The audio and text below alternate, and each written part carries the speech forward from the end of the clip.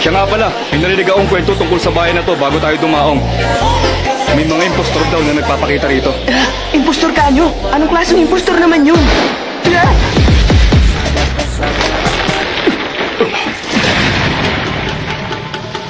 Hoy, hoy, hoy, hoy! Wala akong balak na saktan kayo dahil wala kayong kasalanan. Pinagtagpo lang tayo ng kapalaran. Ibigay nyo na sa akin ang mga dala nyo para kaawaan ko kayo. Sino kaya ang damulag na to? Ang forehead protector na yan. Tama ang nasa isip mo. Dahil ako ang dakilang ninja na tumalo sa pangkat ng Akatsuki. Ang nag-iisang bayani ng Konoha, ang sikat na ninja si Uzumaki Naruto.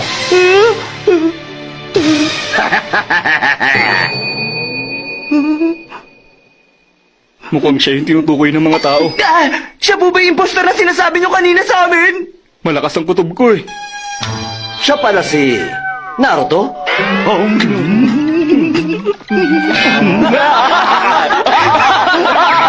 Carbon copy!